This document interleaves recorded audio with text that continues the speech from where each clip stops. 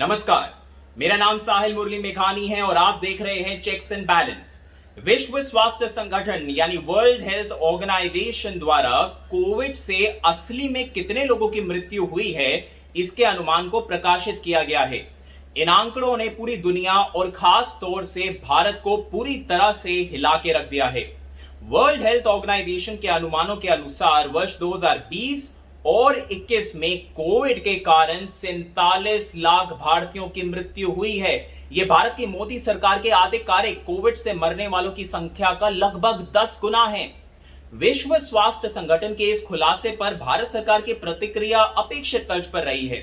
मोदी सरकार ने इन अनुमानों पर पहुंचने के लिए वर्ल्ड हेल्थ ऑर्गेनाइजेशन द्वारा इस्तेमाल की जाने वाली कार्य प्रणाली यानी मेथड पर ही सवाल उठाकर इन अनुमानों को सरासर खारिज कर दिया है।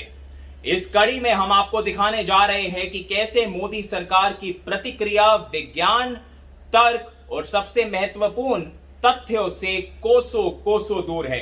मोदी सरकार का सच उजागर करने के लिए मैंने सबसे पहले बात की वर्ल्ड हेल्थ ऑर्गेनाइजेशन यानी विश्व स्वास्थ्य संगठन से, विशेष रूप से वर्ल्ड हेल्थ ऑर्गेनाइजेशन के तकनीकी सलाहकार समूह के प्रमुख जॉनथन वेकफील्ड के साथ। जॉनथन वेकफील्ड ही क्यों? क्योंकि यही वो व्यक्ति है जिन्होंने 1 वर्ष से भी अधिक समय तक काम कर कोविड से दुनिया भर में हुई मृत्यु के असली आंकड़ों को सभी के सामने रखा। इनके साथ कई और वैज्ञानिक भी थे, पर उन सभी के प्रमुख ये थे, इसलिए ये बहुत ही महत्वपूर्ण व्यक्ति है। अमेरिका के सिएटल से इस वीडियो इंटरव्यू में उन्होंने द वायर के चेक्स एंड बैलेंस को बताया है कि भारत की मोदी सरकार ने जिस कार्य प्रणाली मेथड पर सवाल उठाया है, वे वास्तव में वो कार्य प्रणाली मेथडोलॉजी है ही नहीं जिसका उन्होंने और उनकी टीम ने इस्तेमाल किया था। उन्होंने मुझे यह भी बताया कि भारत से मेथड समझने की गलती होने की कोई गुंजाइश ही नहीं थी, क्योंकि भारत सरकार को बार बार इस मेथड यानी कार्य प्रणाली के बारे में बताया गया था। 1 या 2 बार नहीं, बल्कि 6 महीने की अवधि में कई बार, कई ईमेल एक्सचेंज में। उनके मुताबिक मोदी सरकार जानबूझकर उस मेथड पर तंज कस रही है जो वर्ल्ड हेल्थ ऑर्गेनाइजेशन ने इस्तेमाल ही नहीं किया। जी हां, गलती से नहीं, जानबूझकर। वर्ल्ड हेल्थ ऑर्गेनाइजेशन के तकनीकी सलाहकार समूह के प्रमुख जॉनथन वेकफील्ड के साथ सुनिए मेरी इस पूरी बातचीत को। The Indian government, Jonathan, has rubbished your report. They have dismissed your estimates. And the Indian government's main logic, main argument to do so is the methodology that you have used to arrive at these estimates. The government of India thereby is questioning the very methodology that you have used to arrive at these estimates. My question to you is the government of India's rebuttal response to your estimates correct, or is there a flaw even in the response that the Indian government has given to your very mind-boggling estimates? Yes, well, we estimated excess mortality for every country in the world, and there were really 2 collections of countries we didn't have full data from. Some countries we had full mortality data from, and some countries we had absolutely no data. For those countries with no data, we took one approach, and then for some countries, a very small number of countries, India being one of them, we had subnational data. In India's case, we had data from 17 states, and those are the data we used. And so the majority of the criticisms that the Indian government put out multiple times have concerned the first approach, which we didn't use for India.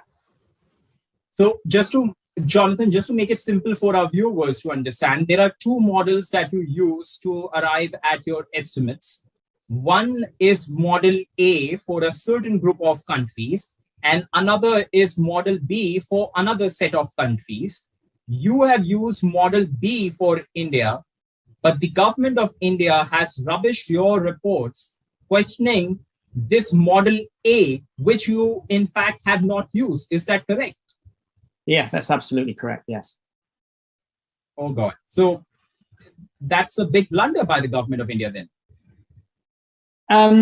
Well, I wouldn't use the word blunder. I mean, the Indian government's been repeatedly told which model we've used since December of last year. And, you know, I wasn't party to these emails that were sent out, but WHO, I know, sent out multiple emails containing the methodology. There's been methodological documents in place for months now, over 6 months now, and those were sent to India. And so, yeah, I don't understand why they've been saying these things about the methodology when they know that that's not the methodology that we used.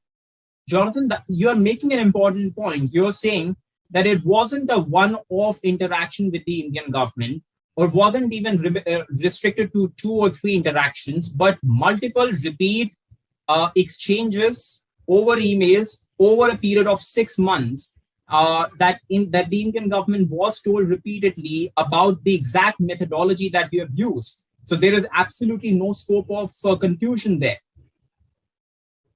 No, there shouldn't be. No, there really shouldn't be. सिर्फ इतना ही नहीं, Jonathan Wakefield ने मुझे यह भी बताया है कि उनकी टीम दिसंबर 2021 में ही उनके अनुमानों के साथ तैयार थी, उनके आंकड़ों के साथ तैयार थी, परंतु मोदी सरकार के द्वारा डाली गई बाधाओं के कारण वर्ल्ड हेल्थ ऑर्गेनाइजेशन उन्हें प्रकाशित नहीं कर सका।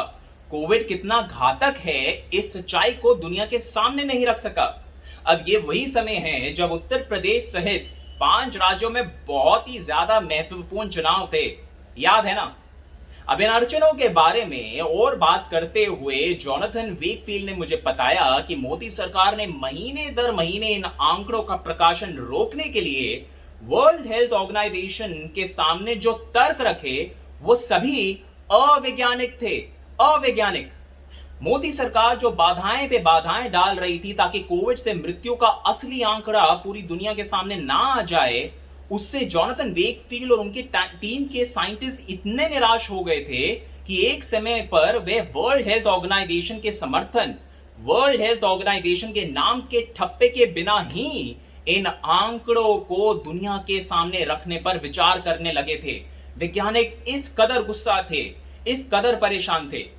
मोदी सरकार का कच्चा चिट्ठा खोलती मेरी जॉनथन वेकफील्ड से बातचीत का अब महत्वपूर्ण हिस्सा हम आपको दिखाने जा रहे हैं। ध्यान से देखिएगा और इसे सुनिएगा। Is it true that the data was ready much before, and it was because of stiff resistance by many countries, but more particularly by India, that it got delayed till May of 2022 for it to be actually released? Yeah, I mean, we were ready to go back in December. And yeah, it was primarily due to India that the Indian government's unhappiness with the estimates. That's why the delay occurred multiple times. One of your team members who worked with you to come up with these estimates, and his name is Ariel Karlinski, he has said, and I quote, that they were nonsensical arguments from the Indian side. So could you elaborate on what these nonsensical arguments from the Indian side were? Yeah, I think Ariel's alluding to the conversation we had earlier, that, yeah, their complaints were primarily about the methodology. Well, allegedly about methodology, but it wasn't the methodology that we used. And yeah, that's what Ariel's alluding to, that as we talked about earlier, you know, that the arguments are not, they're not scientific arguments. If they, you know, I don't know, I think they're willfully misunderstanding the methodological documents we've sent to them. I believe in this work. I mean, I don't want what to be lost here. This is a tragedy, what happened in India and also in many countries in the world. And I want to continue working on that. And I don't want to become involved in the politics. But to say that, I have been very frustrated in that, you know, I believe these estimates are useful, and to have them delayed for all these months for political reasons rather than scientific reasons, then that's very frustrating. So were there those moments when independent scientists were so frustrated that they were thinking of just going ahead and publishing this data even without WHO's endorsements because of these stalled tactics by many countries, including India more prominently? Yeah, I mean, I think people were, I was certainly frustrated, and others on the technical advisory group were as well. And yeah, we were having conversations constantly with people from WHO on this. And I mean, at some point it was clear they had to, there was some, I mean, and you never know in things like this what was real and what wasn't real, but there was talk of, you know, delaying the estimates by years. And so that wasn't going to happen, because, you know, we work on these all the members of this technical advisory group, you know, we're not paid to do this. We do this out of our own time, and we've all put a lot of time and energy into this, and we all believe in this. And, you know, we all believe in global health, and, you know, we wanted the estimates out there because the whole point of this is so people understand, you know, for the people who died and their relatives, you know, there's a moral obligation to get these numbers out there. So I just wanted to get these once we'd done all these checks and balances, I really wanted to get the numbers out. And I'm just glad in the end that they came out, they came out endorsed by, they came out as WHO releases. So it happened the way I wanted in the end. But there was certainly a time when you all were so frustrated that you wanted to just go ahead and publish it even without WHO's endorsement. There were some discussions amongst us, but thankfully that never happened. Jonathan Wakefield ने जो इस interview में कहा वो भारत की मोदी सरकार के लिए वैश्विक स्तर पर शर्मिंदगी का विषय है। अब भारत की मोदी सरकार वर्ल्ड हेल्थ ऑर्गेनाइजेशन की कार्य प्रणाली को संदिग्ध बता रही है और ऐसा करते हुए हवाला दे रही है भारत के नागरिक पंजीकरण प्रणाली यानी सिविल रजिस्ट्रेशन सिस्टम का। अब हम आपको बताते हैं कि ये होता क्या है। सिविल रजिस्ट्रेशन सिस्टम के तहत भारत में होने वाले जन्म और मृत्यु को लिखित तौर पर दर्ज किया जाता है। इसके तहत सबसे पहले स्थानीय ग्राम पंचायत और नगर पालिका स्तरों पर रजिस्टरों में किसी व्यक्ति की हुई मृत्यु को दर्ज किया जाता है। ये डेटा, ये आंकड़े फिर धीरे धीरे डिजिटल रूप में एक सेंट्रल डेटाबेस में फीड किए जाते हैं, एक सेंट्रल डेटाबेस को भेजे जाते हैं। क्योंकि ये बहुत ही समय लेने वाली एवं बहुत ही विशाल स्तर पर की जाने वाली प्रक्रिया है, इसलिए इसकी अंतिम राष्ट्रीय यानी नेशनल संख्या आमतौर पर अगले वर्ष प्रकाशित की जाती है। अब यहां क्या बड़ी बात हुई है उसे ध्यान से सुनिएगा। भारत की मोदी सरकार ने ये महत्वपूर्ण आंकड़े वर्ष 2020 का 21 में और 2021 का 2022 में प्रकाशित ही नहीं किया था। लेकिन सरकार ने वर्ल्ड हेल्थ ऑर्गेनाइजेशन की रिपोर्ट प्रकाशित होने से ठीक 2 दिन पहले सिविल रजिस्ट्रेशन सिस्टम द्वारा इकट्ठा किया गया अपना 2020 का डेटा प्रकाशित कर दिया। अब यह संयोग था या प्रयोग ये मालूम नहीं। वैसे भारत सरकार ने अभी भी 2021 का आंकड़ा जारी नहीं किया है। 2020 के भारत के खुद के आंकड़ों के अनुसार पिछले 2 वर्षों में हुई मौतों की औसत के मुकाबले 2020 में 8 लाख अधिक मौतें हुई। इस पे जॉनथन वेकफील्ड ने मुझे बताया है कि ये संख्या भारत की खुद की लगभग उतनी ही है जितनी वर्ल्ड हेल्थ ऑर्गेनाइजेशन के द्वारा भारत के लिए दिया गया मौत का आंकड़ा है 2020 के लिए। उन्होंने ये भी कहा कि ये बात स्पष्ट सबूत है कि यदि भारत अपने 2021 के मृत्यु के आंकड़े जारी करे, जिस वर्ष भारत ने डेल्टा वेव देखी, कोरोना की दूसरी घातक लहर देखी, तो मोदी सरकार के अपने आंकड़े वर्ल्ड हेल्थ ऑर्गेनाइजेशन के 47 लाख अतिरिक्त मौतों के अनुमान के अनुरूप होंगे। 47 लाख अतिरिक्त मौतों के अनुमान जितने ही होंगे तो फिर हंगामा क्यों है बरपा भाई?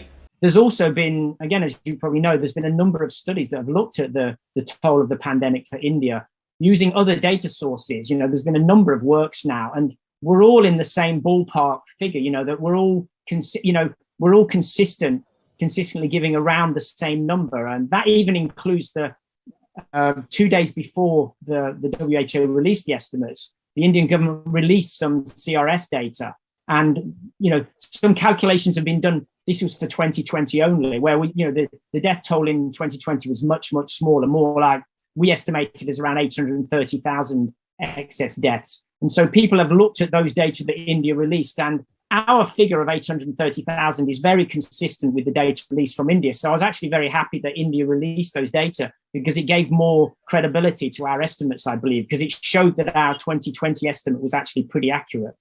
You're right, because India saw its deadly second wave in the year 2021. And the data released by India's CRS is only for 2020. But you're saying even when you're looking at that data, it's somehow consistent with your findings, with your estimates. You're saying that if India were to release its figures for 2021, then that is going to be consistent with your own estimates if we have to go by the figures that they have released for 2020. Yeah, yes. I mean, and there's nothing, I'd like to be clear, there's nothing I would like more than to have the national data for India. That's what we've been wanting since we've been asking for that since December. And it didn't arrive till 2 days before the report was due. अब जब हमने आपको दिखा दिया है कि world health organisation द्वारा जारी किए गए कोविड से हुई मृत्यु के आंकड़ों पर दिया गया मोदी सरकार का बचाव भी गलत है, तो आइए कोविड से हुई मौतों के असली आंकड़ों के उन सबूतों को देखते हैं जो भारत में ही उपलब्ध है। रिपोर्टर्स कलेक्टिव नाम की पत्रिका की ये रिपोर्ट देखिए जो आपकी स्क्रीन पर चल रही होगी दोस्तों। सरकार के आंकड़ों पर भरोसा करने के बजाय रिपोर्टर्स कलेक्टिव ने स्थानीय स्तर पर डेटा का जो प्राथमिक स्रोत होता है ना, जहां सबसे पहले आंकड़े आते हैं, यानी वो असली मृत्यु रजिस्टर को खोजने का कदम उठाया। अपनी जांच में रिपोर्टर्स कलेक्टिव ने यह पाया कि गुजरात के सिर्फ 68 नगर पालिकाओं में, जो कि गुजरात की आबादी का केवल 6% है, उसमें अप्रैल 2020 के मुकाबले अप्रैल 2021 में 10,000 अधिक मृत्यु हुई थी। अप्रैल 2021 में, वही अप्रैल 2021 जिसमें समूचे भारत ने विनाशकारी दूसरी कोरोना की लहर देखी थी। और ये जो 10,000 से अधिक मौतों का आंकड़ा ढूंढ निकाला रिपोर्टर्स कलेक्टिव ने केवल गुजरात के 6% आबादी में, वो अपने आप में ही पूरे गुजरात राज्य के सरकारी आधिकारिक कोविड के मृत्यु संख्या से अधिक था। और सिर्फ गुजरात में ही ऐसा नहीं था। मैंने खुद चैनल 4 और एनआरके टीवी के लिए अप्रैल और मई 2021 में दूसरी लहर के चरम पर दिल्ली के 29 कोविड समर्पित शमशान और कब्रिस्तान का वास्तविक समय में प्रतिदिन सर्वेक्षण किया था, डेली रियल टाइम सर्वे किया था खुद। अपनी जांच में मैंने यह पाया था कि केवल 15 दिन की अवधि में दिल्ली सरकार के आधिकारिक आंकड़ों की तुलना में 3,552 अधिक कोविड रोगियों का अंतिम संस्कार किया गया था। और ये 3,552 केवल अस्पतालों से आए कोविड वाले शवों का आंकड़ा था। यह महत्वपूर्ण बात है। इस 3,552 वाले आंकड़े में वो रोगियों का आंकड़ा शामिल नहीं था जिनका आरटीपीसीआर टेस्ट से पुष्टि होकर कोविड संक्रमण साबित तो हुआ था, पर जिनकी मृत्यु अस्पतालों के बाहर हुई थी। इस 3,552 वाले आंकड़े में वो लोग भी नहीं शामिल है जिनका अनाधिकारिक रूप से पार्कों में अंतिम संस्कार किया गया था। यहां ध्यान देने वाली बात यह है कि ये आंकड़े भारत की राष्ट्रीय राजधानी नई दिल्ली के लिए थे, जो बाकी राज्यों के मुकाबले थोड़ी सी पारदर्शी रही है कोरोना के आंकड़ों को लेकर। दिल्ली में केवल करीब 2 करोड़ लोग रहते हैं, जो भारत की 1.38 अरब की आबादी का एक बहुत ही छोटा अंश है। यह गणित निर्णायक रूप से भारत के आधिकारिक कोविड की हुई मौतों के आंकड़ों और असली में कोरोना से कितनी मौतें हुई है उसके बीच कितना विशाल अंतर है उसको दर्शाता है। और केवल इतना ही नहीं दोस्तों, वास्तव में ऐसी मीडिया रिपोर्ट्स भी है जिनमें कई लोगों की बकाया गवाही छपी है, जिनके रिश्तेदारों की मृत्यु कोविड से हुई थी, कोरोना से हुई थी, लेकिन जिनके मृत्यु प्रमाण पत्र दस्तावेजों में मृत्यु का आधिकारिक कारण कुछ और ही छापा गया था, जैसे कि दिल का दौरा वगैरह। दोस्तों, अब एक पैटर्न सा बन गया है। जैसे ही कोई भी ग्लोबल बॉडी कुछ भी मोदी सरकार की आलोचना में छापती है, तो छूटते ही तुरंत मोदी सरकार अपने पिटारे से एक ही जवाब निकाल के दे देती है, और वो है मेथडोलॉजी क्वेश्चनेबल। यानी ऐसी रिपोर्ट्स पर सरकार की एकदम से प्रतिक्रिया होती है कि इन रिपोर्ट्स को बनाने के तरीके पर ही सवाल उठा देना। 2022 में द वर्ल्ड इनइक्वालिटी रिपोर्ट ने भारत को बहुत असमान देश कहा। मोदी सरकार की प्रतिक्रिया, methodology questionable. Global hunger index ने भारत को 116 देशों में 101वें स्थान पर रखा, पाकिस्तान, बांग्लादेश और नेपाल के पीछे। मोदी सरकार की प्रतिक्रिया, methodology questionable. World press index ने भारत को 150वें स्थान पर रखा। मोदी सरकार की प्रतिक्रिया, वही मेथडोलॉजी क्वेश्चनेबल। इसे देखते हुए इन सभी ग्लोबल एजेंसीज के पास शायद मोदी सरकार के लिए एक प्रश्न जरूर होगा, और वो होगा ये, अगर हम करें तो करें क्या, बोले तो बोले क्या। वाह मोदी जी, वाह वाह वाह। एक मुहावरा मोदी सरकार पर फिट बैठता है, मीठा मीठा गप गप, कड़वा कड़वा थू थू। इसी के साथ हमारी ये पेशकश अब समाप्त होती है। शोक संतप्त परिवारों के लिए कोविड से मृत हुआ कोई अपना एक आंकड़े से अधिक था, लेकिन यह त्रासदी है कि भारत की सरकारें उन्हें एक आंकड़ा भी मानने के लिए तैयार नहीं है। इसी के साथ हमारी ये पेशकश अब समाप्त होती है। मैं साहिल मेघानी अब आपसे विदा चाहता हूं। इसे देखने के लिए आपका बहुत बहुत धन्यवाद, और मेरी आपसे दरख्वास्त है कि आप इसे सोशल मीडिया पे शेयर कीजिए, अपने व्हाट्सएप ग्रुप में, फेसबुक पे, ट्विटर पे, टेलीग्राम पे, और हमारी मदद कीजिए। इस दुष्प्रचार की जो नदी इस देश में बह रही है उसे रोकने में आप हमारी मदद कीजिए। इसे देखने के लिए आपका बहुत बहुत धन्यवाद। नमस्कार।